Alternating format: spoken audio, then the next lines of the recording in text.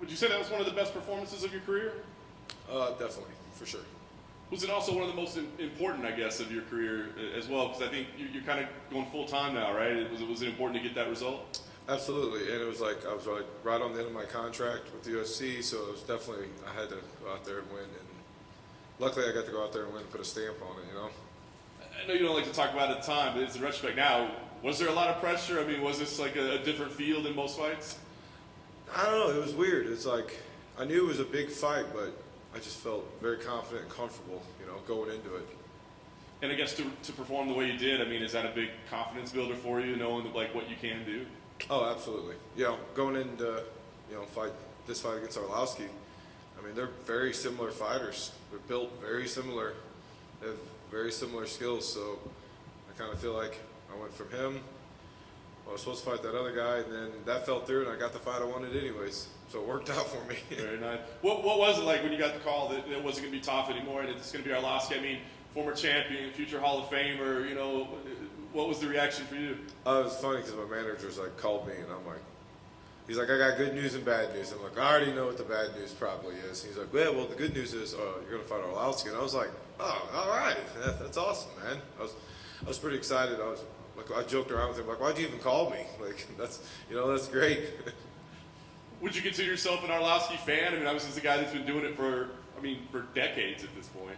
Absolutely. I mean, I've been watching fights since I was younger, and I mean, he's an entertaining fighter. That's why we like him. You know, I grew up watching him. That's why he was one of my favorite fighters. You know, and it's pretty cool that I get to fight him now and showcase what I can do against him. Does it make it weird at all? Because, I mean, not many guys have been around as long as he has, like you said, that we watched when we were kids and stuff, you know what I mean? Does it make it weird at all to get in there and not look at it like a peer, or you have to make sure, like, hey, he's just a dude in there, he's just another opponent? Yeah, I mean, it's not hard at all to go in there and fight him, because I know going in there, he's going to try to take my head off. So, like, you know, he's not going to go in there and be like, oh, well, I'm glad you're a fan. I'll take it easy on you. I know he's going to come in there and try to, you know, bust my head off. So I'm going to go in there and try to do the same to him. I love it. Prepping for him, did you need to watch? Is this a guy that, like, hey, we need to break down this film, or you're like, we've seen him fight like 40 times, I think we know what's coming? Yeah, it was kind of like I've seen him fight a bunch of times, but I really did go back and really focus on his last 4 or 5 fights, you know. What do you think's making him so successful at this point, right? Like, what do you see in his game that's allowing him to keep competing at a high level at this age? Well, I mean, the biggest thing that I've seen in watching this film is, I mean, he's just gotten a lot smarter. He moves a lot better. He's not standing brawling in with guys, big guys. You know, he's a lot more. I would almost say he's even more patient and stuff. I think it's really helped him get. You know, he's on a 3-fight win streak now. And you watch those fights, he just really showcased how he can move really well, stay long, be patient, be the smarter fighter. And I'm going to try to mess all that up when I fight him Saturday. I like it. Co-main event, does that mean anything to you, or does the position on the card, like maybe a little extra tension, does it mean anything or not? I mean, other than I've done more interviews than I have before, it's no big deal. And I mean, I kind of like fighting later in the night. I'm not the guy that's like, well, just wake up at 10, fighting by noon. So it makes it a little nicer. Very nice. Last thing for me, I mean, a win here obviously would be a big win over a big name. Considering the position you were just in, where do you go from here? I mean, now do you start calling out names and I want this guy, give me that, or what do you think comes next with a win over a guy like Arlovski? I mean, I definitely think everybody's eyes will be open to me. But yeah, just keep moving up. You know, if go out there and have a great performance against him, and yeah, I would like to keep moving up the list of people.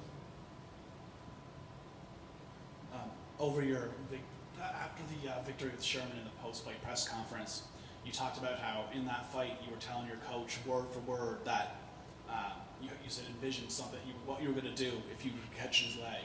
You caught his leg and it went just as you had told your coach.